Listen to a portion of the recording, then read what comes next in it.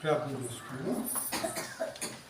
కృపా సత్య సంపూర్ణమైన దేవానికి వందనములు స్తోత్రమైన స్వగ్రాహుడు పరిశుద్ధుడు సర్వలోక రక్షకుడు అయిన దేవానికి వందనములు స్తోత్ర అత్యంత పరిశుద్ధులు కలిగిన కృపలోన ఈ మాసమంతా కడిగి అట్లా కాశీ కాపాడుకోవడం ఈ యొక్క మాసంలో తిండిన చివరి విశ్రాంతంలో ప్రవేశపెట్టే కృపలేదా ఆదరించో బలపరచో మీ సన్నిధిలో నేను నిలిచి ఉండేది నేను మీ ఆదరణ కనపరచండి అందరికీ తోడి నడిపించి బలపరుస్తున్నాను. మీ యొక్క నామంలో తండ్రి ప్రతి ఒక్క బిడ్డ ఏదైనా కావలలో సహాయం చేసేది మీరు మాట్లాడుతూ విని గ్రహించిన మనసుకు అనుగ్రహించి మంచి నేల పడే వ్యక్తులుగా నివృత్తిగా ఫలింపచేయండి. మీ వాక్యంలో నిలిచి ఉండే విధంగా మీరే మమ్మల్ని నడిపించి బలపరచు స్థిరపరుస్తున్నాను. ఏసే పరిశుద్ధ నామంలో దిగి వేయకొస్తున్నాం తండ్రి. మీరు వాక్యం జ్ఞాపకం చేసుకుందాం.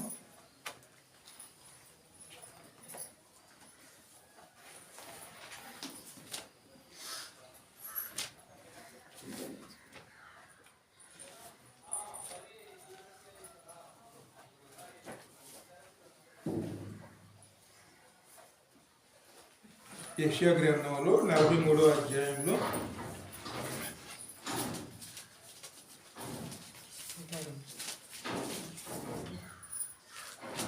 43 అధ్యాయంలో 9 నుంచి మనం జ్ఞాపకం చేసుకున్నాం. సర్వజనులారా గుంపు కూడి రండి జనములు కోర్చబడవలెను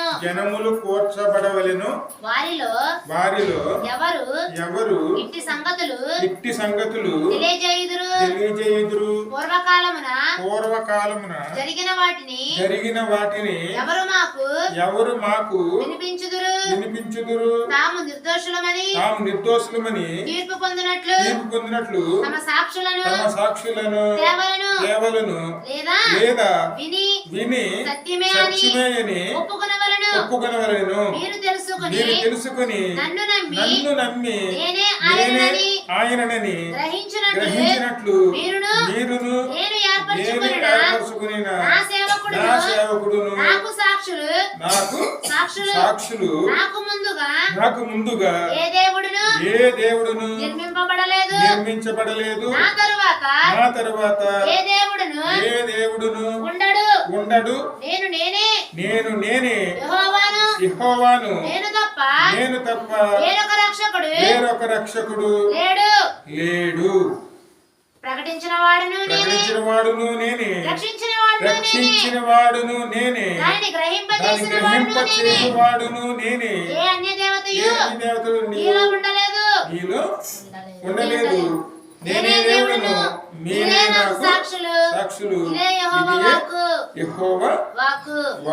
ఈ దినము మొదలుకొని నేనే ఆయనను నా చేతిలో నుంచి విడిపించగలవాడెవడును లేడు. నేను కార్యం చేయగా త్రిప్పివేయువాడెవడును. ఇశ్రాయేలు పరిశుద్ధ దేవుడును ఈ విమోచకుడైన యెహోవా ఇలాగు సెలవిచ్చుచున్నాడు. హల్లెలూయా. ఎందుకంటే సర్వలోకానికి రక్షకుడు అనేవారు యెహోవా ఆయనేనండి. ఆదిలో ఉన్నవారు అంతంలో ఉన్నవారు ఆయనేనండి. ఆయన ఎవరో చూడలేరు. ఎందుకంటే ఆయన పరిశుద్ధుడు, సర్వశక్తిమంతుడైన ఆయనే సమస్తం అన్నీ జరిగించేవారు ఆయనేనండి. ఆయనే అసలు నన్ను తెలుసుకుని గ్రహించుకుని ముందు ఆయన గురించి తెలుసుకోవాలండి. ఆయనలో నిలవాలి, ఆయన కార్యాలు తెలుసుకోవాలి. ఎందుకంటే దేవుని ఆరాధించాలంటే మనం కారణాలు కావాలనుకుంటాం. కారణం ఏమిటంటే ఆయన చేసిన సృష్టిని బట్టి, ఆయన చేసిన కార్యాలు బట్టి మన దేవుడు ఆయనని తెలుసుకుని ఆయన గణపరుచుకునే వారమే ఉండాలి. ఎందుకంటే ఆయన లేకుండా ఏదీ జరగలేదండి. మనల్ని సృష్టించేవారు ఆయనే. అలాగే మనం ఉన్నటువంటి ఈ భూమి కూడా ఆయన సృష్టించారు. మరి నివసిస్తున్నటువంటి లోకాన్ని కూడా ఆయన సృష్టించారు. సర్వము కూడా ఆయన సృష్టికర్త. ఆయన తెలుసుకోవాలండి. ముందు మనం ఏంటో మనం తెలుసుకుని ఆయన ఏంటో తెలుసుకుని. ఎందుకంటే ఆయన అంటున్నారు చూడండి, మళ్ళీ అపరాధం లేవని అనుకుంటూ ఉంటాం. మన పాపములుగా అది పాపము చేయలేదని అనుకుంటూ ఉంటామండి. దేని వ్యతిరేకమని క్రియలు చేయలేదు అనుకుంటూ ఉంటాం మనం. కానీ ఆయనే చెప్తున్నారు, మీ నీతిమంతులని మీరు నిరూపించుకుంటే ఆ సాక్ష్యములను తీసుకురండి. ఈ లోకంలో ఎవరో ఒకటి నీతిమంతులైన వాళ్ళు లేరు. ఎందుకంటే దేవుడు చెప్పిన క్రియలు, దేవుడు ఏమైతే చెప్పారో అది గ్రహించుకుని అది నెరవేర్చుకునేవారుగా ఎవరో లేరండి. ముందు ఆయన గురించి తెలుసుకోవాలి. దేవుని ఆజ్ఞలు ఉల్లంఘించడమే పాపం. ఆ పాపంలో జీతమే మరణం అండి. అందరూ ఆ పరిస్థితుల్లోనే ఉన్నాం. అందుకే ఆయన తన్ని గురించి తాను బయలుపరుచుకుంటున్నారు. ఎవరు బయలుపరుచుకుంటున్నారండి? జనములు గుంపు కూడి రండి, జనములు కూర్చబడవలెను అని సన్నిధానంలోనే ఆయన గురించి తెలుసుకోగలుగుతాం. కానీ లోకంలో కాదండి. లోకంలో మనకి ఏమి తెలియదు. లోకంలో వెళ్తే లోక విషయాలు గ్రహించుకోగలుగుతాం. కానీ దేవుని సన్నిధానంలోనూ దేవుని విషయాలు గ్రహించుకోగలుగుతాం. దేవుని సన్నిధానంలో మనం నేర్చుకుంటున్న వారమే ఉన్నాయి. ఏమి నేర్చుకోవాలి? తండ్రి గురించి నేర్చుకోవాలి, కుమారుడు గురించి నేర్చుకోవాలి, పరిశుద్ధాత్మ గురించి నేర్చుకోవాలి. కనుక మన గురించి మనం కూడా తెలుసుకునే వారమే ఉండి, మన గురించి మనం తెలుసుకోకపోతే మనం ఏమిటో మనకు అర్థం కాదండి. మొత్తం అన్నీ కూడా ఎక్కడ నేర్చుకోవాలి? మనం యెహోవాని గురించి నేర్చుకోవాలంటే దేవుని సన్నిధానంలోనే నేర్చుకోవాలి. కుమారుడి గురించి నేర్చుకోవాలంటే, ఆయన తెలుసుకోవాలంటే ఆయన సన్నిధానంలోనే తెలుసుకోగలుగుతామండి. ఆఖరికి పరిశుద్ధాత్మ గురించి తెలుసుకోవాలన్నా ఆయన ద్వారానే తెలుసుకోగలుగుతామండి. చివరికి మనం ఏమిటో మనం మన గురించి తెలుసుకోవాలన్నా దేవుని వాక్యం ద్వారానే సాధ్యమండి. దేవుని వాక్యాన్ని జ్ఞానం చేస్తేనే మనం ఏమిటో మనకు అర్థమవుతుందండి. అన్నీ నేర్చుకోవాలంటే ఖచ్చితంగా ఎక్కడ నిలిచి ఉండాలి? దేవుని సన్నిధానం. అందుకే పిలుస్తున్నారు, రండి నా సన్నిధిలో జనములు కూర్చబడవలెను, సర్వజనులారా గుంపు కూడి రండి. ఈ వారం మనం యెహోవాని గురించి అదేవిధంగాను, ఎందుకంటే ఆయన గురించి తెలుసుకోవాలి. ప్రతి నెలలోనూ మొదటి ఆదివారం క్రీస్తు గురించి, ఆ చివరి ఆదివారం అంటే ఈ వారం యెహోవాని గురించి, మొదటి ఆదివారం క్రీస్తుని గురించి, రెండో ఆదివారం పరిశుద్ధ ఆత్మ గురించి, మూడవ ఆదివారం మనల గురించి జ్ఞానం చేసుకుని దేవుని సన్నిధానంలో మనం అన్నీ తెలుసుకునే వారునే ఉండాలి. ముందు మనం తెలుసుకుంటేనే అన్ని గ్రహించుకోగలుగుతాం. ఎన్ని జరగాలంటే దేవుని సన్నిధానంలో మనం దేవునికి లోబడి దేవుడు ఏమి చెప్తున్నారో అది గ్రహించుకుని దాన్ని బట్టి ముందుకెళ్ళేవారునే ఉండాలి. ఎవరైతే ఆయన సన్నిధిలో నిలిచి ఉంటారో వారి మీదే దేవుని కనిపిస్తూ ఉంటాడు. దేవుడు ఆయనని ఎవరు చూడలేరండి. యెహోవాను చూసి బ్రతికిన వారు ఈ లోకంలోనూ ఎవరు లేరు. అసాధ్యమండి. ఆయన గురించి ఎవరు చూడలేరండి. చూసిన వారు లేరు ఇప్పటికి. అన్నమాట ఆయనే చెప్పారు. నిర్గమాకాండం 33వ అధ్యాయంలో ఉంటుంది చూడమరు. 33:20 వచనం.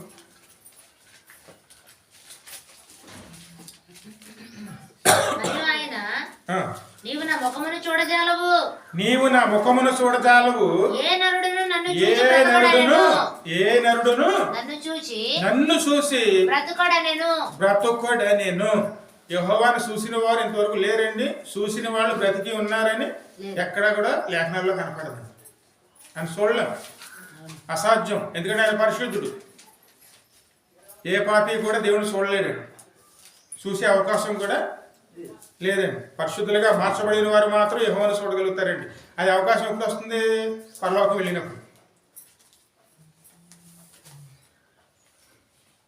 ఇక్కడ మనం ఆయన కుమారుడు ద్వారాను పరిశుద్ధాత్మ ద్వారా పరిశుద్ధులుగా మార్చబడి ఈ లోకం నుంచి ఆ లోకంలోకి వెళ్ళినప్పుడే ఆయనని పరిపూర్ణంగా చూడగలుగుతామండి.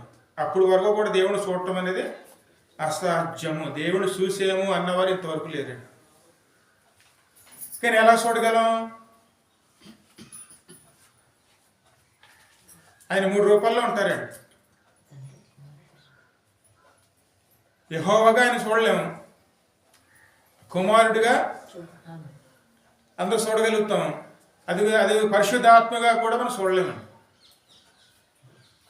కేవలం ఆయన మనం చూసేది వాయు రూపంలోనూ లేదా పరిశుద్ధాత్మ ఇక్కడ వాక్యం రాయబడినట్టుగా పౌరు రూపంలో చూస్తాం అంతే. ఆయన వచ్చి భుజం మీద వాలేరు అనే వాక్యం కూడా మనం చూస్తాం. అంతేగాని ఆయన కూడా మనం చూడలేం. కానీ చూడగలిగింది ఏ రూపంలోనండి? యేసయ్య రూపంలో మాత్రమే చూడగలుగుతాం.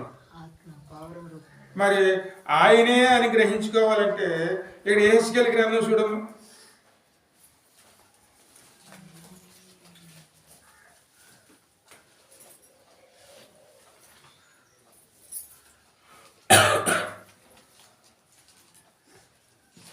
మొదటి అధ్యాయం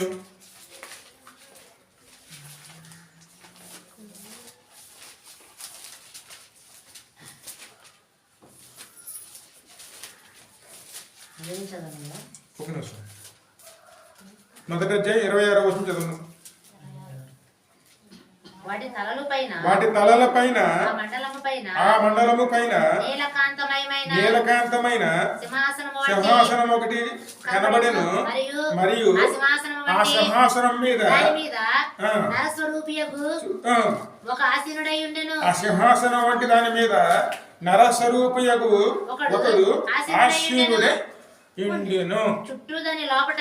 చుట్టూను దాని లోపలను మరుగుచున్న ఇత్తడియు అగ్నియు ఉన్నట్టు నాకు కనబడెను. నడుము మొదలుకుని మీదికిని నడుము మొదలుకుని దిగువకును ఆయన అగ్ని స్వరూపమును నాకు కనబడెను. చుట్టూను తేజోమయముగా కనబడెను. వర్షాకాలమున కనబడు ఇంద్రధనుసు యొక్క తేజస్సు వలె దాని చుట్టూనున్న తేజస్సు కనబడెను. ఇది యెహోవా ప్రభావ స్వరూప దర్శనము.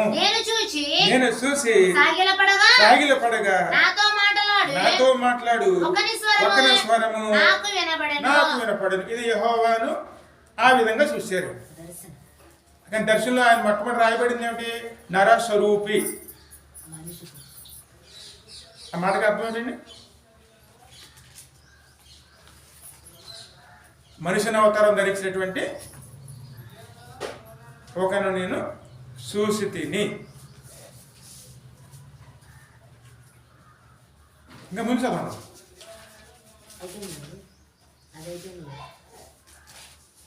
రెండవ వచనంలో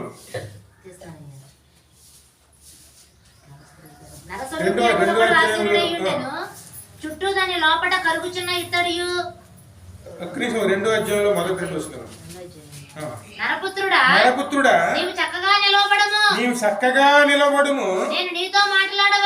నేను నీతో మాట్లాడవలనని ఆయన నాతో మాట్లాడినప్పుడు ఆత్మ నాలోకి వచ్చి నన్ను నిలవబెట్టెను. హల్లెలూయా. ఈ చాలా ప్రాముఖ్యమైన మాట్లాడండి.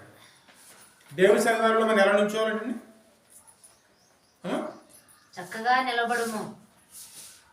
చక్కగా నిలబడటం అంటే మన ప్రవర్తన అండి. చక్కగా నిలిచి ఉండేది దేవుడు మాట్లాడతారు. అని ఎవరైనా పరిశుద్ధుడు యెహోవాయే మనతో మాట్లాడతారు. చక్కగా నిలబడాలని చెప్పి దేవుని వాక్యం స్పష్టంగా మాట్లాడుతుందండి. లోబడ్డాం అనుకోండి, ఆయన పరిశుద్ధాత్మ ఏం చేస్తుంది? మనల్ని దేవుని సన్నిధానంలో మనల్ని చక్కగా నిలబెడుతుంది. అంటే తండ్రిగా కనపడుతున్నారు, ఇక్కడ కుమారుడిగా కనపడుతున్నారు, పరిశుద్ధాత్మగాను ఇక్కడ కనపడుతున్నారు. అందుకే దేవుని సన్నిధానంలో ఎప్పుడు కూడాను ఆయన నమ్ముకున్న మనం ఆయన నామములో ఎలా నిల్చోవాలండి? చక్కగా నిలిచి ఉన్నవారునే ఉండాలి. అంటే మన మాట తీరు, మన ప్రవర్తన తీరు, మన క్రియలు, మన ఆలోచనలు, ప్రతి దాంట్లో కూడాను మనం చక్కగా నిలిచి ఉన్నవారునే ఉండాలండి. ఎందుకంటే ఆయన బిడ్డలుగా మనం పిలువబడ్డాం. ఆయన సన్నిధానంలోకి మనం ఆయన ద్వారా మనల్ని నడిపించారు. ఆయన సన్నిధానంలో మనం నిలిచి ఉండాలి. ఎలా నిలిచి అవ్వాలి? దేవుడు మాట్లాడతారు, మాట్లాడే దేవుడే. ఇప్పుడు ఆయన మాట వినటానికి వచ్చాం మనం. ఆయన మాట్లాడుతున్నాడు, మనం ఎలా ఉండాలన్నారని చక్కగా నిలవబడుము. నేను నీతో మాట్లాడవలనని అని ఆయన నాతో మాట్లాడినప్పుడు ఆత్మ నాలోనికి వచ్చి ఆత్మ నాలోనికి వచ్చి నన్ను నిలవబెట్టును. అప్పుడు నాతో మాట్లాడిన వాని స్వరము వింటిని. ఎందుకంటే మన హృదయంలో వాక్యం జ్ఞానం చేసుకోవాలంటే పరిశుద్ధాత్మ మనల్ని నిలబెట్టాలండి. దేవుని క్రియ ఉంటేనే దేవుని వాక్యం విని గ్రహించుకోగలుగుతామండి. మరి ఆయన మనం నిలబెట్టాలంటే దేవుని సన్నిధిలో మనం ఎలాగుంటే నిలబెడతారు ఆయన?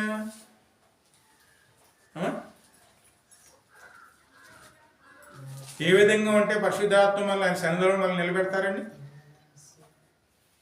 చక్కగా నిలిచేవాళ్ళు. ఆయన పరిశుద్ధుడు. ఆయన సన్నిధానంలోకి మనం వచ్చాం. ఆయన నామాన్ని ధరించుకున్నాం ఈ లోకంలోను. ఆయన ఎక్కడ మనం నిలబెడితే అక్కడ నిలిచి ఉన్నాం మనం. మరి ఆయన నామంలో నిలిచి ఉన్న మనలను ఖచ్చితంగాను చక్కగా ఉండాలండి. ప్రతిదీ కూడా ఎలాగ ఉండాలి? చక్కగా ఆయన మహిమ తెచ్చే విధంగా ఉండాలి. ఆ మాటలు గ్రహించుకోవాలండి. మరి ఆయన గ్రంథాన్ని ఎలా తీసుకోవాలనేది కూడా ఇక్కడ 3వ అధ్యాయంలో ఉంటుంది చూడండి. మరియు ఆయన నాతో ఎలాగ సెలవిచ్చెను, నరపుత్రుడా నీవు కనబడిన దానిని భక్షించుము. ఈ గ్రంథమును భక్షించి ఇశ్రాయేలీయులకు పోయి వారికి ప్రకటన చేయుము. అదే విధంగా ఇందాక 2వ అధ్యాయంలో 10వ వచనం చదువు. ఆయన దానిని నా ముందర విప్పగా అది లోపటను వెలుపటను రాయబడినదై ఉండెను. మహావిలాపమును మనోదుఃఖమును రోదనమును అని అందులో రాయబడెను. ఎందుకంటే నిజానికి దేవుని గ్రంథంలో ఏముంటాయండి? ఎక్కువగాను మన రోదనలు, మన దుఃఖాలు, మన వేదనలు అవన్నీ కూడా ఆ గ్రంథంలో లిఖించబడతాయి. అవి రావడానికి కారణాలు ఏంటో కూడా స్పష్టంగా రాయబడతాయి. ఇవన్నీ ఇందులో ఉన్నాయి, అన్నీ ఇందులోనే ఉన్నాయి. ఈ లోకంలో మనం ఉన్నాం. మనం ఏమిటో తెలుసుకోవాలంటే, అవి ఎందుకు వచ్చినాయో తెలుసుకోవాలంటే ఖచ్చితంగా మనం దేని జ్ఞానం చేయాలండి? దేవుని పరిశుద్ధమైనటువంటి గ్రంథాన్ని చక్కగా నిలిచి ఉన్నాం అనుకోండి, ఖచ్చితంగా దేవుని గ్రంథమే మనతో మాట్లాడుతుంది.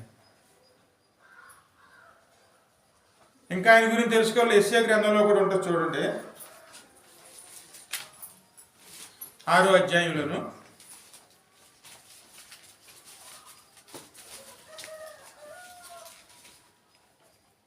6:1 రాజైన ఉజ్జియా మృతి పొందిన సంవత్సరమున అత్యున్నత సింహాసనమునందు ప్రభువు ఆసీనుడై ఉండగా నేను చూచితిని. ఆయన చొక్కాయి అంచులు దేవాలయమును నిండుకొనెను. ఆయనకు పైగా శరాపులు నిలిచి ఉండిరి. ఒక్కొక్కరికి ఆరేసి రెక్కలుండెను. ప్రతి వాడును రెండు రెక్కలతో తన ముఖమును రెంటితో తన కాళ్ళను కప్పుకొనుచు రెంటితో ఎగురుచుండెను. వారు సైన్యములకు అధిపతియగు యెహోవా పరిశుద్ధుడు అని సర్వలోకమును ఆయన మహిమను నిండి ఉన్నది అని గొప్ప స్వరములతో గాన ప్రతి గానములు చేయుచుండెను. వారి కంఠస్వరము వలన గడప కమ్ముల పునాదులు కదులుచు మందిరము ధూపము చేత నిండగా నేను అయ్యో చాలా మిగిలిన ఆ తర్వాత జ్ఞాపకం చేసుకున్నాను. మరి మందిరంలో ఏం జరుగుతుందండి? దేవుణ్ణి పొగుడుతున్నారు, బిగ్గరగా అని కనపరుస్తున్నారండి. గడప కమ్ముల పునాదులే కదిలిపోతారు. మరి అంత అలాగా కనపరుస్తున్నారండి. ఆయన ఎవరైనా పరిశుద్ధుడు అని యెహోవా స్వరూపాన్ని మరి యెహోవా స్వరూపం ఎవరు? ఆ మాట యోహాను సువార్తలో ఉంటుంది చూడండి, 12వ అధ్యాయం 41వ వచనం.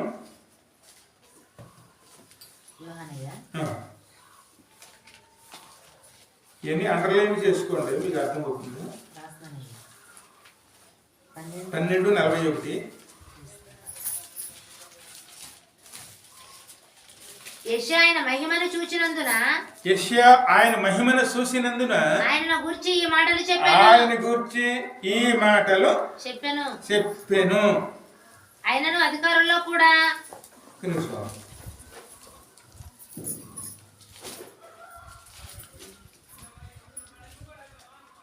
ఓకే 38 నుంచి కూడా చదవండి. ప్రభువా మా వర్తమానము నమ్మిన వాడెవడు? ప్రభువు యొక్క బాహువు ఎవరికి బయలుపరచబడెను అని ప్రవక్త అయిన యెషయా చెప్పిన వాక్యము నెరవేరినట్లు ఇది జరిగెను. ఇందుచేత వారు నమ్మలేకపోయిరి. ఎలయనగా వారు కన్నులతో చూసి హృదయముతో గ్రహించి మనసు మనసు మార్చుకుని నా వలన స్వస్థపరచబడునట్లు ఆయన వారి కన్నులను అంధత్వము కలగజేసి వారి హృదయములను కఠినపరచును. ఆయన అంటే ఎవరు? యేసయ్యనే. ఇక్కడ యేసయ్యని ఎవరు చూశారంటే ఆయన ప్రభావం ఆయన మహస్వం ఎవరు చూశారు? స్పష్టంగా యేసయ్యనే. ఇందాక 6వ అధ్యాయంలో కనపడింది, ఎవరిని చూశారు ఆయన?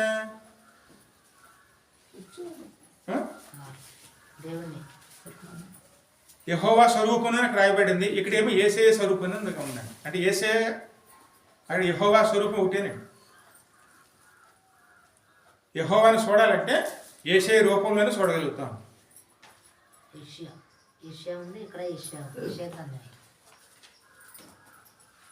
అంటే యేసయ్యను మనం ఆరాధిస్తున్నామంటే యెహోవాని ఆరాధించినట్లుగానే. అంటే యెహోవాని మనం ఎవరు దర్శించలేరండి, ఎవరు చూడలేరు. కానీ ఆయన చూడాలంటే ఆయన కుమారుడి రూపంలోనూ ఆయన చూడగలుగుతాం. అందుకైనా తండ్రిగాను కుమారుడిగాను పరిశుద్ధాత్మగాను 3 రూపాల్లోనూ 3 విధాలుగా మనలో క్రియలు చేస్తారు. అందుకే మనం తండ్రిగా ఆరాధించాలి, కుమారుడిగా ఆరాధించాలి, పరిశుద్ధాత్మగా మనం ఆరాధించాలి. అని చేసిన కార్యాలన్నింటినీ జ్ఞాపకం అందరూ ఒకటే, కానీ అన్ని రూపాల్లోనూ చేస్తారు. ఆది యందు వాక్యం ఉండెను, వాక్యము దేవుడై ఉండెను, దేవుడి యొద్ద ఉండెను, వాక్యమే దేవుడై ఉండెను. అందుకే యెహోవాయే యేసయ్య, యేసయ్యే యెహోవా. ఆయన 3 రూపాల్లోనూ 3 సందర్భాల్లోనూ అక్కడ కూడా మళ్ళీ ఎవరికి వారికి స్వయంగా ఉండేటువంటి శక్తిమంతులుగా ఉంటారు. 3 రూపాల్లోనూ ఉండగలరు, 3 స్వభావాల్లోనూ ఉండగలరు, 3 కలిపి ఒక్కరుగా ఉండగలరు.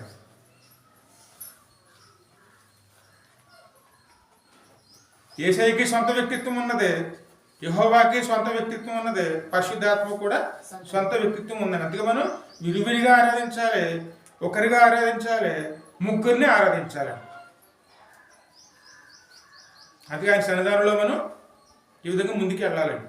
ఆయన లేకపోతే ఏదీ లేదండి. ఆయన చూడాలనుకుంటే మాత్రం వాక్య రూపంలో ఉన్నటువంటి యేసయ్య ద్వారానే మనం చూడగలుగుతాం. అందుకే వాక్యాన్ని ఎప్పుడు కూడా అశ్రద్ధ చేసుకోకూడదు. యేసయ్యని మనం అశ్రద్ధ చేసుకుంటాం, అలాగే యెహోవాని అశ్రద్ధ చేసుకుంటాం, పరిశుద్ధాత్మను కూడా మనం అశ్రద్ధ చేసుకునేవారు. ఎందుకంటే దేవుడు చేసిన కార్యాలు చూడండి ఎంత గొప్పగా ఉంటాయో. అవన్నీ మనం జ్ఞానం చేసుకోవాలంటే ఖచ్చితంగా ఆయన జ్ఞానం చేసుకునేవారునే. ఎందుకంటే సర్వసృష్టి ఎలా నిర్మించబడింది? ఇక్కడ యోబు గ్రంథం 38:4-9 వరకు చదువు.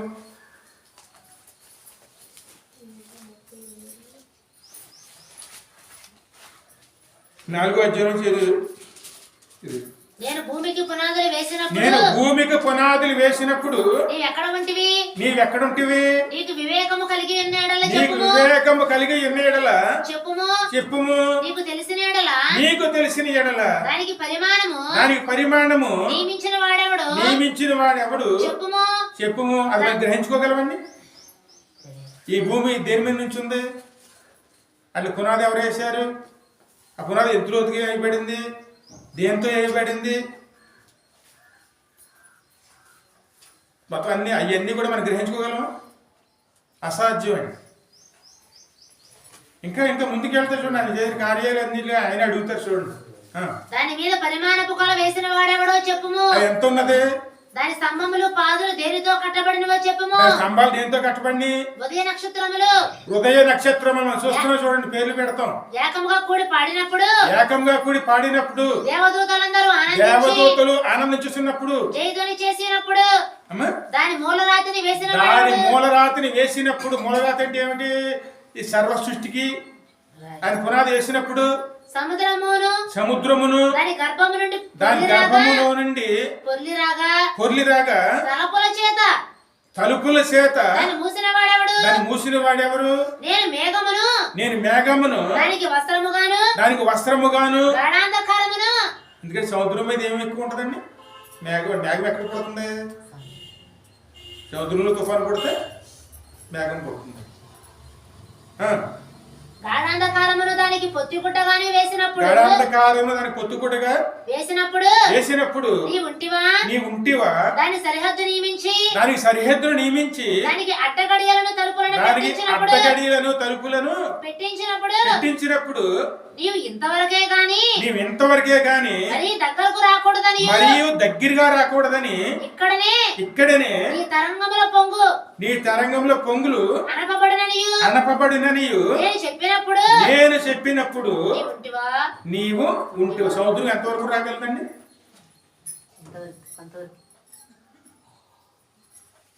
ఆయన దేవుడు నియమించాడు సరిహద్దులు, అది దాడి రాకూడదని. దేవుడు నియమించిన సరిహద్దుల వరకు వస్తేనే మనం తట్టుకోలేం. అదే కాగా అది పొంగి పొర్లింది అనుకోండి, మొత్తం లోకంతో ఏమైపోతుందండి? అవన్నీ దేవుడి చేత నిర్మించబండి. అందుకే ఆయన సర్వశక్తిమంతుడు, ఆయనకు అసాధ్యమైనది ఏమీ లేదండి.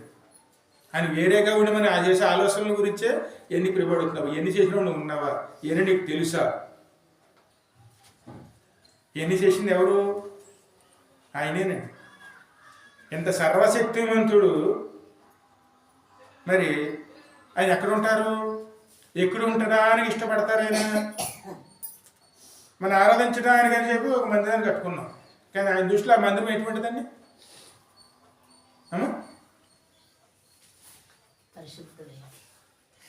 ఆ మాట కూడా ఆయన మాటల్లోంచి ఈరోజు జ్ఞాపకం చేసుకుందాం. ఒకసారి 66వ అధ్యాయం యెషయా గ్రంథం మొదటి 2 వచనాలు చదువు.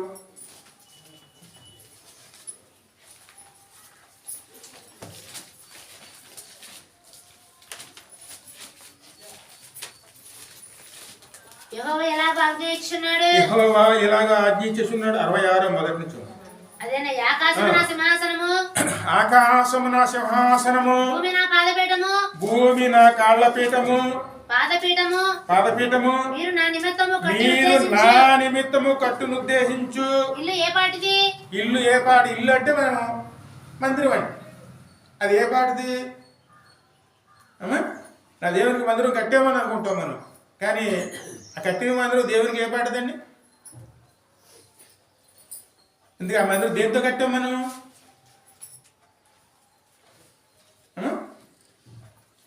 సొంతంగా కొత్తగా సృష్టించిందంటే దేంతోనే కట్టాం మనం? దేవుడు ఇచ్చిందంతా కట్టాము.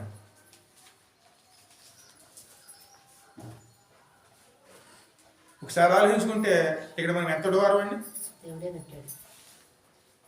దేవుడు ఇచ్చిన దాంట్లోంచే ఆయన ఏదో సృష్టించారో వాటిలోంచి తీసుకుని అక్కడ నిర్మించామండి. అన్నీ ఆయన ఇచ్చినయే. అందుకే ఆయన అంటున్నారు, ఆకాశము నా సింహాసనము, భూమి నా పాదపీఠము. మీరు నా నిమిత్తము కట్టునుద్దేశించు ఇల్లు ఏపాటిది? నాకు విశ్రమ స్నానముగా మీరు కట్టనుద్దేశించినది ఏ పాటి? ఎందుకంటే మందిరము కట్టడానికి దేవుడు సంతోషపడతామండి. మన దేవుడికి మందిరం కట్టుకోవాలనుకుంటాం, కట్టిన తర్వాత అంతటితో ఆపేస్తాం. కానీ దేవుడు నిజంగానూ ఏ మందిరంలో ఉంటాడనుకుంటున్నారండి? ఈ మందిరం కట్టినంతగా ఆలోచన నిజంగా దేవుడు కోరుకునే మందిరం కట్టే విషయంలో ఉంటుందండి.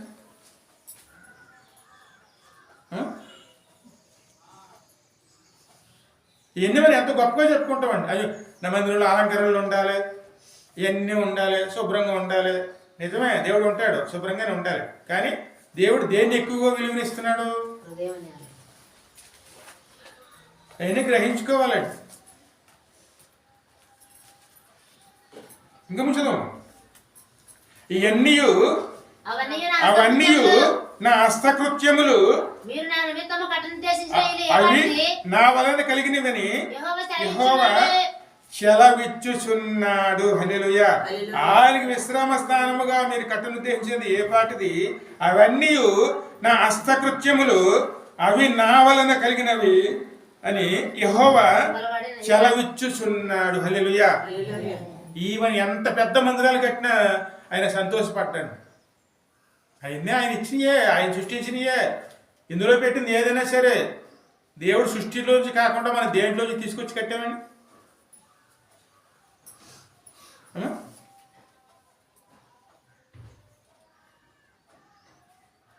ప్రతిదీ నేను ఆలోచిస్తే మనదంటే ఏదైనా ఒక్కడు చూపించండి. ఇందులో అన్నీ మన నాది నాది నాది అనుకుంటాం మనం. అందులో ఏదైనా ఒక్కటి మనదన్నది చూపించండి. అవన్నీ నా హస్తకృత్యములే. కానీ నిజంగా దేవుడు దేని ప్రేమిస్తాడు?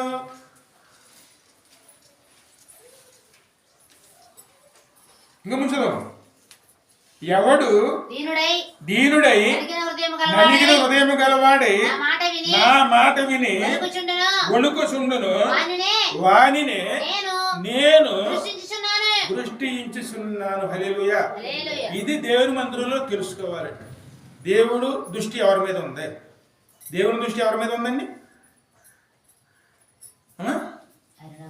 నేను కాబట్టి ఎన్ని చేస్తున్నాను, నేనే చేశాను, ఈ మందిరం నేనే కట్టాను, ఎంతమంది నేనే నడిపించాను, ఇవన్నీ మనం అనుకుంటూ ఉంటాం. ఈ అలంకారాలు అన్నీ మేమే చేసాము. ఒక్కోసారి మనం అనుకుంటామండి, ఇంత ఇంత సంఘానికి మనం భోజనాలు ఏర్పాటు నేనే చేశాను, ఇవన్నీ నేనే కట్టాను, ఇవన్నీ నేనే చేయించాను అనుకుంటాం. కానీ మనం ఎన్ని చేసినా మన హృదయం విరిగి నలిగిన హృదయంగా లేకపోతే అది దేవుని దృష్టిలోనూ ఏ మాత్రం కనపడవండి. ఆయన దృష్టి ఎవరి మీద ఉంటుంది? విరిగి నలిగిన హృదయముతో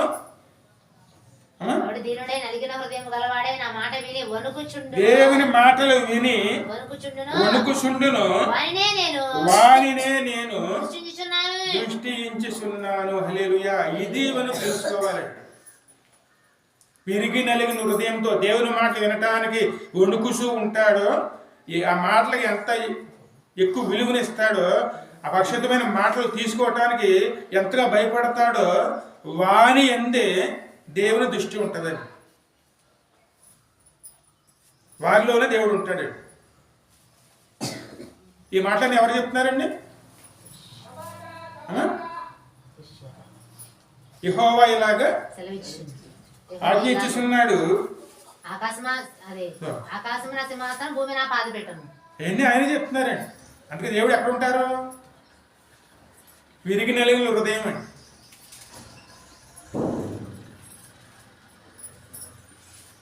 అలా మనం మార్చబడాలంటే ఖచ్చితంగా మనకి ఎవరు సహాయం కావాలి? దేవుని వాక్యం, పరిశుద్ధాత్మ సహాయం అండి. చక్కగా నిలవాలండి దేవుని సన్నిధానంలో. ఎలా నిలవాలి? దేవుడికి ఎలాగ ఇష్టమైతే ఉంటుందో, ఎలాగ ఇష్టమే ఆయన ఇష్టపడతారో అలాగ తెలుసుకుని అలాగ మనం దేవుని సన్నిధానంలో మనం నిలిచి ఉండేవారునే అప్పుడు ఆయన మనతో మాట్లాడతారు. ఆయన మాటల వల్ల ఏం చేస్తాం మనం? ఎప్పుడైతే ఆయన మాటలు మనం భయభక్తులు తీసుకుంటామో ఆయన పరిశుద్ధాత్మ మనల్ని నిలబెడుతుందండి. మనల్ని నిలబెట్టి ఆయన ఖచ్చితంగా మనల్ని అక్కడ దేవుని వాక్యం వినే అర్హత మనం పొందుకునే విధంగా వాక్యం నిలబెడుతుందండి. అందుకే దేవుని దేవుని విషయాలు వచ్చేటప్పటికి భయము ఉండాలి, భక్తి ఉండాలి, వణుకుతూ ఉండాలండి. అయ్యో అది పరిశుద్ధమైనటువంటి మాట, వాక్యము. ఎందుకంటే దురదృష్టం ఏమిటంటే అన్నిటినీ ఆసక్తి చూపిస్తాం కానీ దేవుని వాక్యం వస్తే పక్కన పెట్టేస్తాం. కుమారుని పక్కన పెట్టేస్తే దేవుడు చూడలేరండి. చూడటం అనేది అసాధ్యం. పరిశుద్ధాత్ముడుగా క్రియ చేయడండి. పరిశుద్ధాత్మ క్రియ చేయాలంటే కుమారుని మనం భయభక్తులతో తీసుకునేవారునే ఉండాలి. ఆయన ద్వారే మనం యెహోవాని చూడగలం. ఆయన తీసుకుంటేనే పరిశుద్ధాత్మ మళ్ళీ క్రియ చేస్తుంది. అందుకే విరిగి నలిగిన హృదయముతో ఎవరైతే దీనుడై నలిగిన హృదయం గలవాడై నా మాట విని వణుకుచుండును అనే నేను దృష్టించుచున్నాను. అందుకే దేవుని మాట అంటే వణుకు వస్తుందా, కోపం వస్తుందా?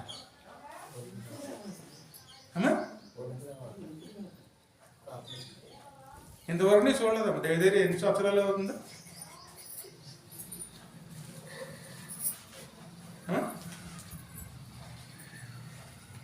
ఈ మందిరంలో బాధ్యతలు తీసుకున్నది ఎప్పుడు? నేను తీసుకున్నప్పుడే అల్పిడి కార్యం జరిగింది.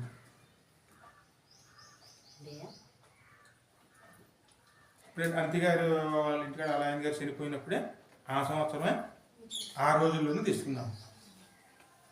అప్పటి నుంచి ఇప్పుడు వరకు దేవుడు చెప్పినట్లుగా మనలో నాతో సహా మనలో ఎవరైనా ఆయన వాక్యాన్ని తీసుకోవడానికి ప్రయత్నం చేసేవాం.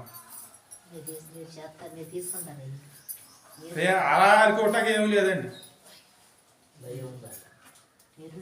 ఆ మాట యెషయా కూడా ఏమన్నాడండి? అయ్యో నేను అపవిత్ర పెదవులు గల వాళ్ళమై నివసించిన వాడిని, అపవిత్ర పెదవులు గల వాడిని. ఎందుకంటే మనం ఎక్కడ నివసిస్తున్నాం? అపవిత్ర పెదవులు గల వారి మధ్య నివసిస్తున్నామండి. ఆ మురికి అట్టుకోకుండా ఉంటుంది మనకి.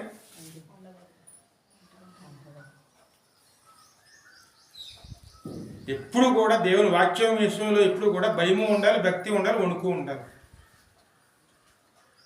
మన ఇష్టానుసారంగా ఉంటే దేవుడు మనతో ఉండడండి. ఆయన గణపరుచుకునేవారునే. అందుకే ఆయన గురించి తెలుసుకోవాలి. తెలుసుకోకుండా మనం ఏ విధంగా ఉండగలుగుతాం? అదేవిధంగా ఇంకా ముందుకు వెళితే ఇంకో క్వశ్చన్ చదవండి ముందుకి. ఎద్దును వధించిన వాడు నరుని చంపిన వాని వంటి వాడే. చూడండి, బలులు ఇస్తాం. ఒక ఎద్దును బలిచ్చిన, ఒక కోడిని బలిచ్చిన, ఒక మేకపిల్లను బలిచ్చిన మన హృదయం కనుక దేవుని వైపు తిరగకపోతే నరహత్య చేసినంత పాపం అండి. అమ్మ దేవుని సన్నిధానంలో బలిస్తున్నాం కదా అనుకోవచ్చు, కానీ దేవుడు ఎలా దృష్టి ఉంచుతాడు దాన్ని? నరుని చంపు వంటి వాడినే. హల్లెలూయా. అందువల్ల బలుల వల్ల మనకి ఉపయోగం లేదండి.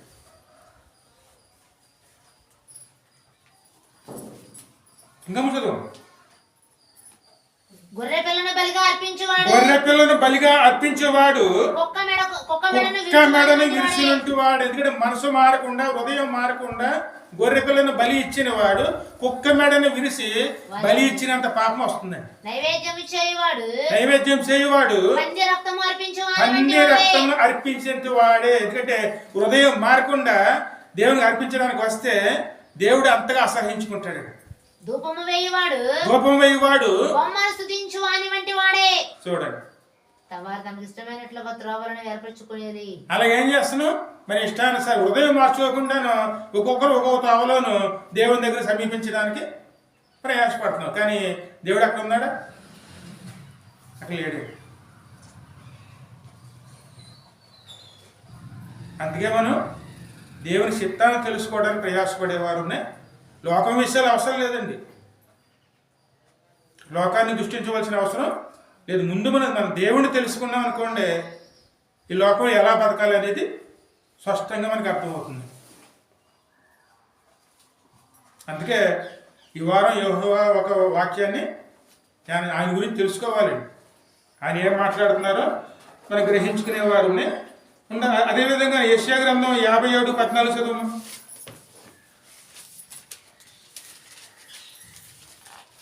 ఎత్తు చేయుడి త్రోవను సిద్ధపరచుడి. అట్టు చేయు దానిని నా జనుల మార్గంలో నుంచి తీసివేయుడి అని ఆయన ఆజ్ఞించుచున్నాడు. మహాగణుడును మహోన్నతుడును పరిశుద్ధుడును నిత్య నివాసైన వాడును ఇలాగ సెలవిచ్చుచున్నాడు. నేను మహోన్నతమైన పరిశుద్ధ స్థలములో నివసించువాడును. దేవుడు ఎక్కడి నుంచి వస్తున్నారండి? వినయము గల వారి ప్రాణమును ఉజ్జీవింపజేయుటకును ఇందా మీకు చదివిందమ్మా, మహోన్నతమైన పరిశుద్ధ స్థలములలో నివసించువాడును. హల్లెలూయా. మన దేవుని మందిరానికి వస్తున్నాం. ఎక్కడికి వస్తున్నాం? పరిశుద్ధమైన స్థలంలోకి అండి. మహోన్నతమైన పరిశుద్ధ అక్కడ ఎవరు ఉంటారో? మహోన్నతుడు ఉంటారు. ఆయన దేంతో పోల్చలేమండి. ఆయన్ని ఇలాగ ఉంటారంటానికి పోల్చే పరిస్థితి కూడా మనది కాదు. అటువంటి స్థలంలోకి, అటువంటి ఆయన దగ్గరికి మనం వస్తున్నాం అంటే ఏ విధంగా వస్తున్నాం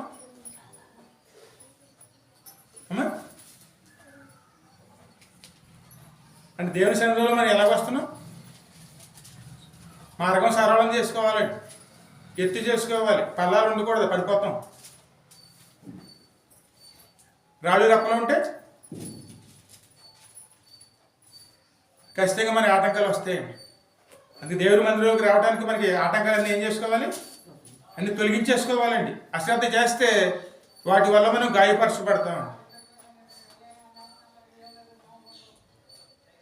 అవన్నీ ఎవరి ద్వారా తొలగించుకోవాలి? దేవుని సహాయంతోనే ఎత్తి చేసుకోవాలి. మనం వచ్చే మార్గం ముందు మనం సరి చేసుకోవాలండి. మంచి రహదారిగా మార్చుకునేవారు ఉండాలి. అది చెప్పిన విధంగా మనం ఆ సన్నిధానంలో రావడానికి మార్గం సిద్ధం చేసుకున్నాం అనుకోండి, మనం వెళ్ళే చోటు ఎక్కడిదే? మహోన్నతుడు నివసించేటువంటి చోటు అండి.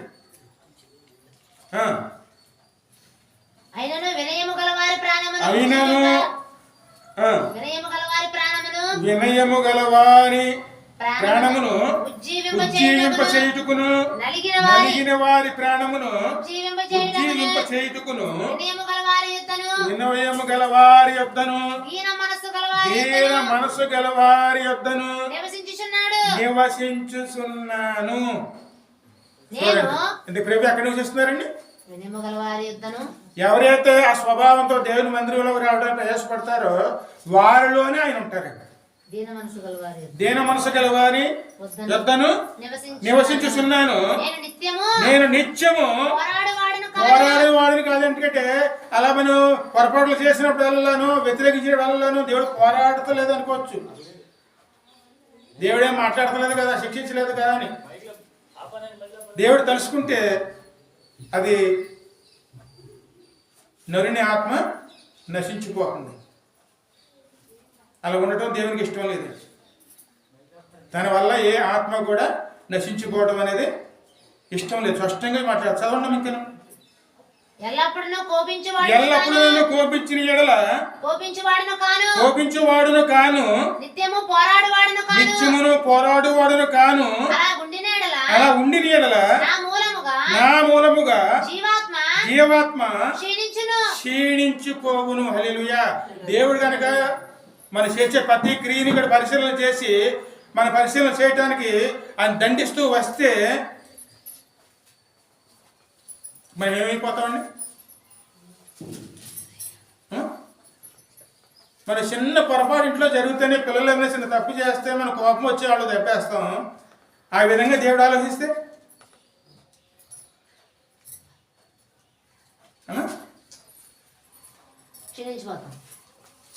కానీ ఏం చేస్తాం? ఆయన ఇచ్చిన కృపను ఏం చేసుకుంటాం మనం? దేవుడే మాట్లాడుతుంది కదా.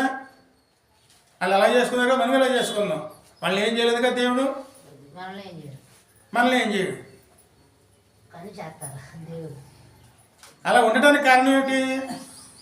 స్పష్టంగా కనపడుతుంది కదండి. దేవుడు దెబ్బ కొడితే అది తట్టుకోగలము? అసాధ్యమండి. దేవుని శాంతాన్ని మన స్వార్థానికి ఉపయోగించుకోకూడదండి. క్షీణించిపోవుదురు. హల్లెలూయా. వారి లోభము వలన కలిగిన దోషము. లోపం అంటే ఏమిటి?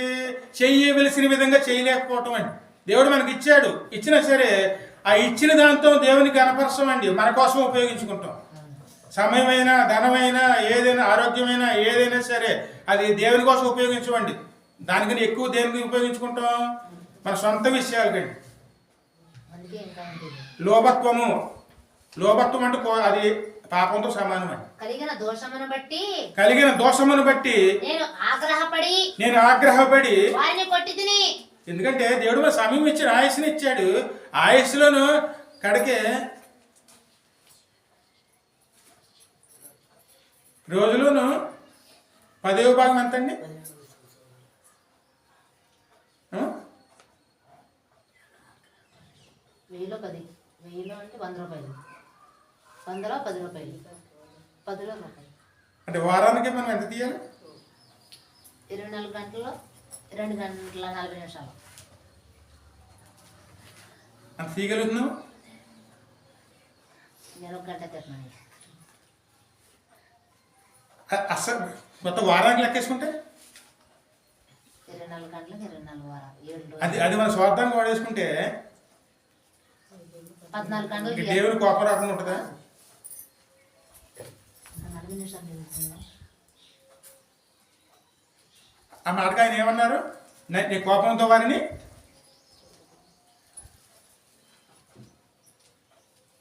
నేను నా ముఖమును మరుగు చేసుకోండి ఆగ్రహపడి వారిని కొట్టి తిని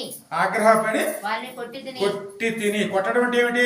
మనం చేసిన పనులు ఎందుకు మనకు ఉపయోగం లేకుండా అయిపోవటం అండి. దేవుని పని పక్కన పెట్టేసి, దేవుని సన్నిధిని పక్కన పెట్టేసి ఏదో చేసుకుంటానికి వెళ్ళిపోతామండి. ఆ పదాలు పూర్తిగా అనుభవించమండి. వారానికి 16 గంటల 80 నిమిషాలు అయ్యా. అని ఇంటికాడ ఇక్కడ అన్నీ కలుపుకుంటేనండి. కడకి మందిరంలో ఎంత? 2 గంటల 40 నిమిషాలండి. ఖచ్చితంగా దేవుని మందిరంలో నడవాలండి. ఆయన గణపరుచుకోవాలండి. అందుకే మరి ఆయన ఖచ్చితంగా ఎవరిలో ఉంటారు?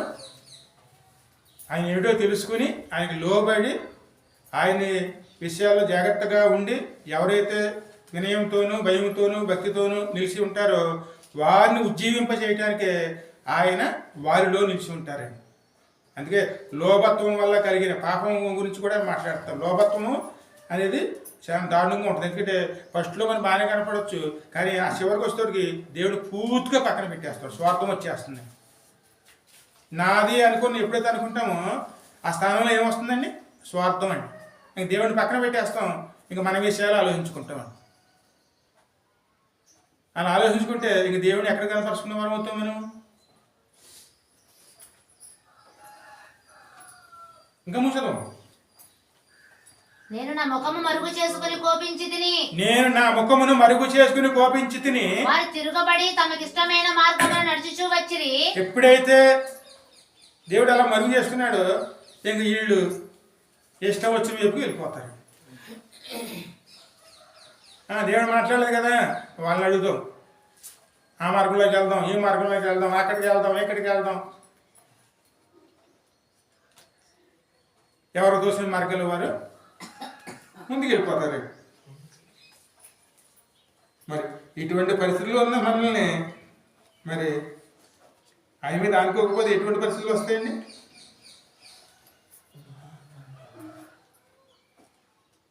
అందుకే దేవుని మధ్య మనం ఏం చేయలేమండి.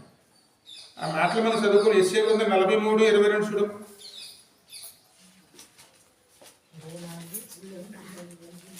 నలభై 23:22.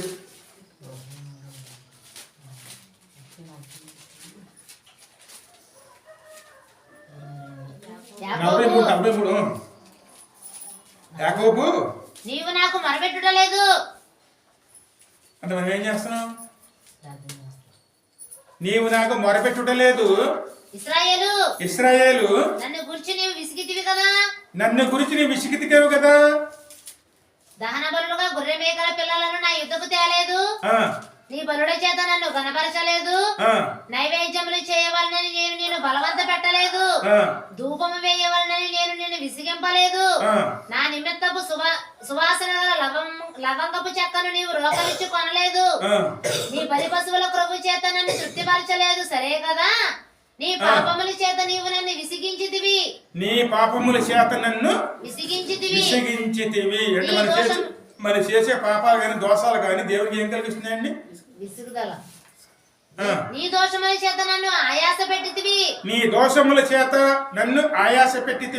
నేను నేనే నా చిత్తానుసారముగా నీ అతిక్రమములను తుడిచివేయుచున్నాను. ఎందుకంటే నిజానికి మన అతిక్రమములు మన పాపములనే శిక్షించాలి దేవుడు. కానీ మన స్థితిని బట్టి జాలిపడి ఆయనే తన చిత్తాన్ని మనం అడిగామని కాదండి, ఎవరో చెప్పారని కాదు, తనకు తానే నిర్ణయించుకుని అవన్నీ తుడిసి వేయటానికి దేవుడు నిర్ణయించుకున్నాడు. అవన్నీ ఆయన భుజం వెనక మీద వైపు వేసుకుని సముద్రపు అగాధములలో అయినా అవన్నీ పడవేశారండి. దేవుడు తన చిత్తానుసారంగానే తన ఇష్టపూర్వకంగానే ఆ కార్యం చేస్తున్నారు. ఆయన ఆ కార్యం చేయకపోతే మనం ఏమైపోవాలండి? ఎవరు కూడా మొరపెడతాం, ఎవరికైనా దేవుని అందులో మొరపెట్టడం అనేది ఎవరికి సాధ్యం కాదండి. ఆయన ఏ విధంగా ఆయన ప్రసన్నం చేసుకోవాలో ఎవరికి తెలియదండి. కేవలం ఎవరికి తెలుస్తుంది? అది పరిశుద్ధాత్మగా. నరుడు ఏ విధంగా మొరపెట్టాలో తెలియదు, ఎవరికి తెలియదు. ఆ మాట రోమీల్లో ఉంటుందండి. ఆయన ఆత్మే మనలో ఉండి మొరపెడుతుందండి.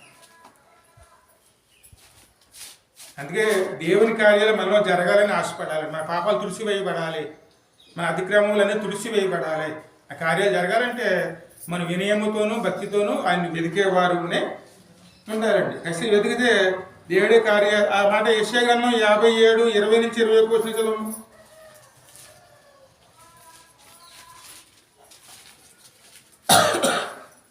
భక్తిహీనులు కదులుచున్న సముద్రము వంటి వారు 57:20-21. అదేనయ్యా. భక్తిహీనులు ఎలా ఉంటారమ్మా? కదులుచున్న సముద్రము వంటి వారు కదులుతున్న సముద్రము వంటి వారు, అది నిమ్మలింపజేయనేరదు, దానికి నిమ్మలంపు చేయనేరదు, దాని జలములు బురదను మైలను పైకి వేయును దుష్టులకు నెమ్మది ఉండదని నా దేవుడు సెలవిచ్చుచున్నాడు. హల్లెలూయా. ఇది సత్యం అండి. అందుకే దేవుని వ్యతిరేకంగా మనం ఏమి చేసినా ఆ ఫలాలు చేదుగా ఉంటాయి. దేవునికి వ్యతిరేకమైన పని చేసిన వాడే దుష్టుడితో సమానమైన. అంటే సాతాను ఆలోచనలతో చేస్తున్నాం కాబట్టి వాడి సంబంధిగా మారుతాం. దుష్టునికి నెమ్మది ఉంటుందండి. దేవుని వ్యతిరేకంగా పనిచేసిన వారికి నెమ్మది. కదులుతున్న సముద్రం ఎలా ఉంటుంది?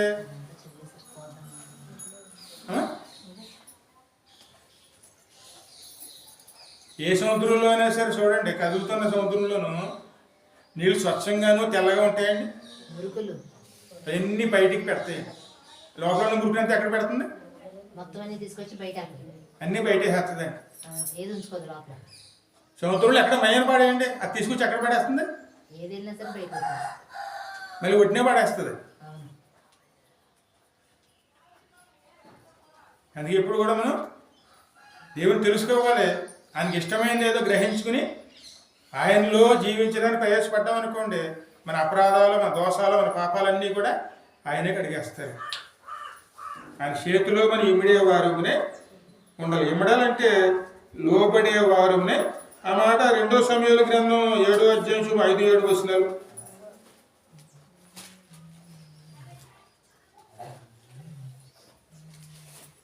2 సమూయేలు 7:5-7 నీవు పోయి నా సేవకుడగు దావీదుతో ఇట్లనుము, యెహోవా నీకు ఆజ్ఞ ఇచ్చినదేమనగా నాకు నివాసముగా ఒక మందిరమును కట్టింతువా. ఐగుప్తులో నుండి నేను ఇశ్రాయేలీయులను రప్పించిన నాటి నుండి నేటి వరకు మందిరములో నివసింపక డేరాలోను గుడారములోను నివసించుచు సంచరించి తిని ఇశ్రాయేలుతో కూడా నేను సంచరించిన కాలమంతయు నా జనులను పోషించుడని నేను ఆజ్ఞాపించిన ఇశ్రాయేలీయుల గోత్రములలో ఎవరితోనైనను దేవదారుమయమైన మందిరం ఒకటి మీరు నాకు కట్టింపపోతిరే అని నేను ఎన్నడైనను అని ఉంటినా. హల్లెలూయా. దేవుడు మన అలా కోరుకునే దేవుడు కాదు. ఆ నడుచుకున్న ప్రయాణం అంతట్లో కూడాను ఆయన గుడారాలను ఉన్నారు. ఏనాడే నేను అడిగానా నాకు మందిరం కావాలి, నాకు మంచి మందిరం కావాలి అని ఎప్పుడైనా అడిగానా? కానీ దేవుడు ఏమడుగుతున్నారు? మనలో ఉండటానికి ఒక మంచి స్థలము కావాలి. మనకు కావాలి, ఆయనకు కావాలి. మంచి స్థలం అంటే ఎక్కడిదే? ఆయన కోరుకున్నది మన హృదయం అని. ఆయన మనలో ఉండాలి, మనల్ని నడిపించాలి. కానీ బయట ఉండి నడిపిస్తాం కదా. చాలామంది మనం చేసే పనులు ఏంటంటే ఆయన బయట ఉండి మనం నడిపించాలి. కానీ ఆయన ఏమి కోరుకుంటున్నారు? మనలో ఉండి నడిపించాలి ఆయన. తోడుగా ఉన్నాడు. అమ్మా, తోడుగా ఉన్నాడు. ఆయన బయట ఉండి మనం చేయబట్టి నడిపిస్తాం మంచిదా? ఆయన మనలో ఉండి మనం నడిపించడం మంచిదా? మనలో ఉండి మనల్ని ఆ సత్యాన్ని గ్రహించుకోవాలి. ఆయన మనలో ఉండాలి. మనలో ఉండాలంటే ముందు మన ఇల్లు శుభ్రం చేసుకోవాలి.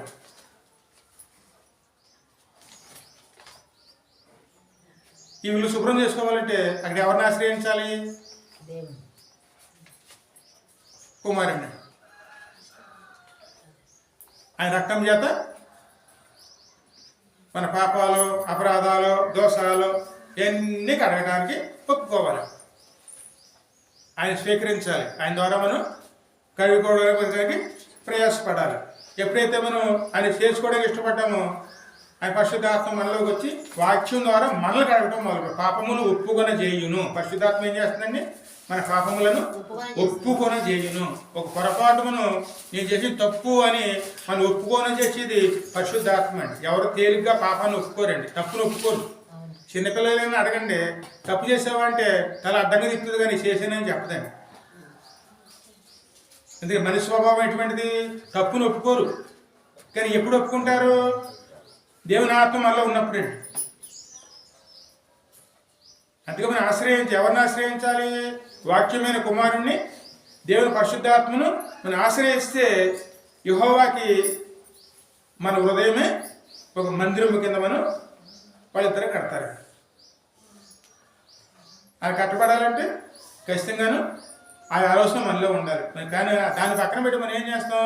ఎంత పెద్ద మందిరం కడితే బాగుంటుంది, ఈ మందిరంలో ఎంత అలంకరణిస్తే బాగుంటుంది, అవన్నీ అనుకుంటాం. ఆయన అందులో ఉండటానికి రాలేదండి, మనలో ఉండటానికైనా వచ్చారు.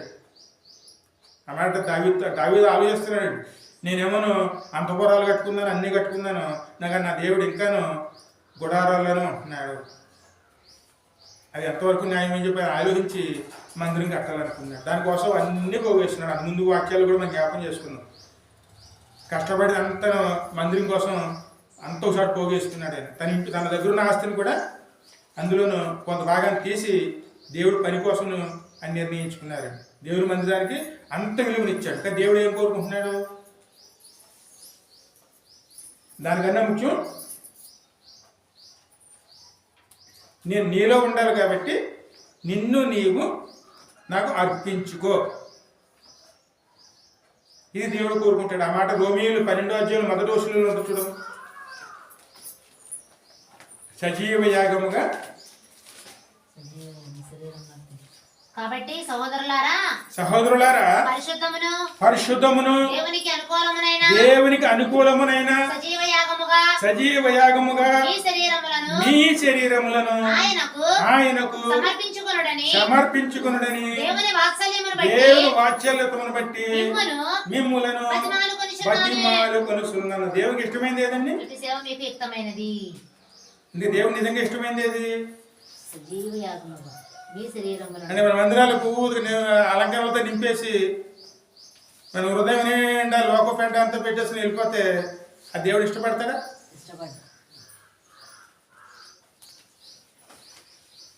అవన్నీ మనం తెలుసుకోవాలంటే ఎక్కడ అన్ని కూడా ఎక్కడ గ్రహించుకోగలుగుతాం మనం? దేవునికి ఇష్టం ఏమిటో తెలుసుకోవాలంటే దేవుడి సన్నిధానం. అందుకే ఆయనలో మనం వెతకటానికి ప్రయాసపడేవారు తెలుసుకున్నాం అనుకోండి, ఖచ్చితంగా మనల్ని మనం జాగ్రత్త చేసుకునేవారు. అదేవిధంగా రెండోది మొదటి రాజు 8:27 చూడము.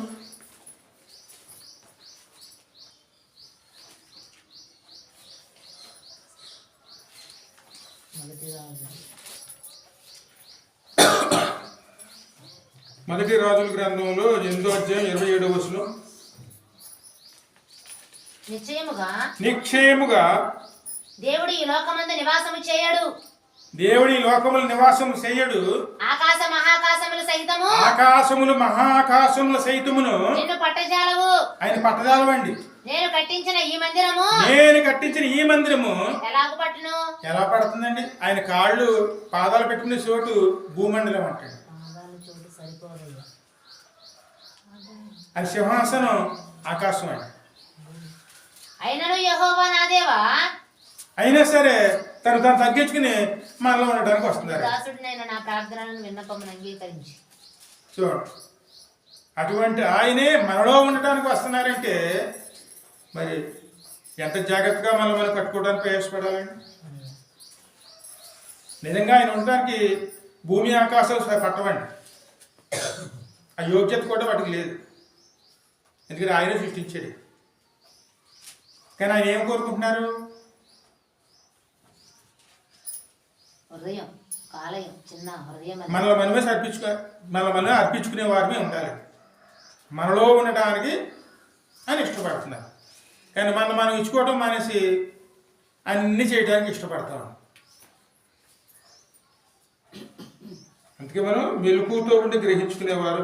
మరి దేవుని చూస్తున్నాడంటే కీర్తన 11 చూడు, 11 వచ్చి 4 వచనం, 11:4 కీర్తనలు.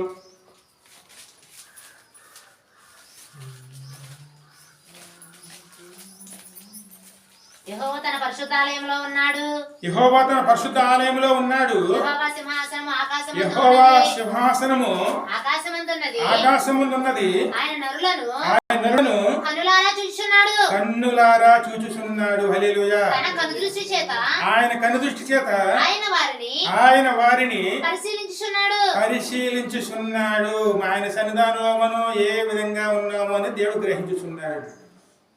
ఏ హృదయంతో ఉన్నాము, ఏ మనసుతో ఉన్నాము, ఎలాగున్నాము, ఎలా ప్రవర్తిస్తున్నాము, ఎప్పుడు ఆయన సన్నిధానంలోకి వచ్చాము, ఎప్పుడు ఆయన సన్నిధానం బయటికి వెళుతున్నాము, మన లోకంలో ఏం చేస్తున్నాము, ఇంట్లో ఏం చేస్తున్నాము, మనం చేసే పనిలో ఎలాగున్నాము, ఇవన్నీ ఎవరు చూస్తారండి? అన్నీ కూడా ఎక్కడి నుంచి చూస్తారు? ఆ సింహాసనంలో కూర్చునండి. ఆకాశమైన సింహాసనం అండి. అక్కడ కూర్చుని నరులు ఎలా చూస్తున్నారు? పరిశీలనగాను. దేవుడు పరిశీలన చేసేస్తే ఆయన మరుగు చేసి ఏమైనా ఉన్నాయండి? అన్నీ ఆయన చూడగలడు కాబట్టి ఆయన హెచ్చరించుకొని మునుకో మనం ఆయన సన్నిధానంలోనూ అవన్నింటిలో ఆయన దగ్గర తీసుకుని వచ్చేవారు ఉన్నాయి. అది అలా ఉండటమే మారు మనసు.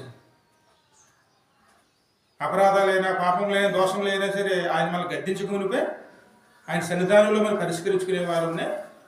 చిన్న పొరపాటు వచ్చిందా వెంటనే దాన్ని ఎక్కడ తీసుకురావాలి? దేవుని యొద్దకండి. అందుకే దేవుని మందిరం కావాలి. చూస్తున్న దేవుడు అంటే అందరినీ చూస్తాడు.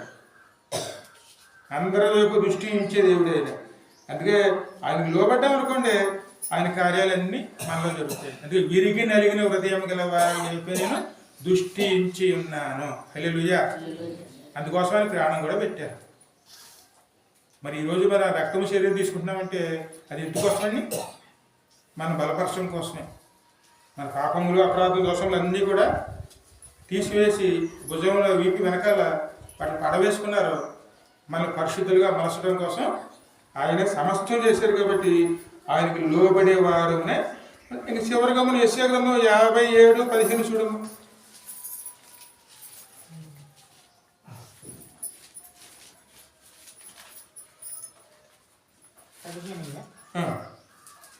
మహాగణుడును మహోన్నతుడును పరిశుద్ధుడును నిత్య నివాసైన వాడును ఇలాగ సెలవిచ్చుచున్నాడు. నేను మహోన్నతమైన పరిశుద్ధ స్థలములలో నివసించువాడును. అయినను వినయము గల వారి ప్రాణమును ఉజ్జీవింపచేయుటకును నలిగిన వారి ప్రాణమును ఉజ్జీవింపచేయుటకును వినయము గల వారి యొద్ద దీన మనసు గల వారి యొద్ద నివసించుచున్నాను. ఇప్పుడు దేవుడు నిజంగా దేవుడు ఎక్కడ ఉన్నారండి? ఇప్పుడు వినయము గల వారి యొద్దను దీన మనసు గల వారి యొద్ద.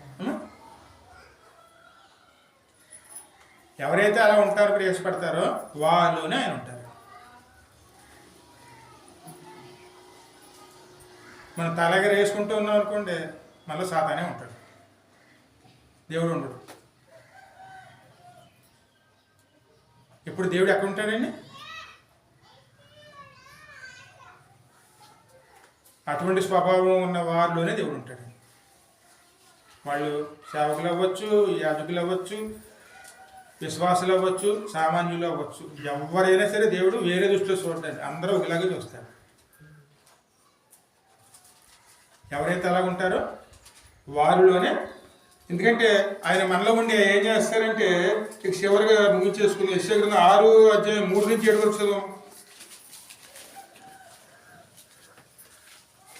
వారి సైన్యములకు అధిపతియగు యెహోవా పరిశుద్ధుడు పరిశుద్ధుడు పరిశుద్ధుడు పరిశుద్ధుడు పరిశుద్ధుడు పరిశుద్ధుడు అని, సర్వలోకము ఆయన మహిమతో నిండి ఉన్నది అని, సర్వలోకము ఆయన మహిమతో నిండి ఉన్నదని గొప్ప స్వరముతో గాన ప్రతిగానములు చేయుచుండిరి. వారి వారి కంఠస్వరము వలన గడప కమ్ముల పునాదులు కదులుచు మందిరము ధూపము చేత నిండగా నేను అయ్యో నేను అపవిత్రమైన పెదవులు గలవాడును, అపవిత్రమైన పెదవులు గలవాడును, అపవిత్రమైన పెదవులు గల జనుల మధ్య అపవిత్రమైన పెదవులు గల జనముల మధ్యన నివసించువాడును, నేను నశించి తిని రాజును సైన్యములకు అధిపతి యెహోవాను నేను కన్నులారా చూచితినని అనుకొంటిని.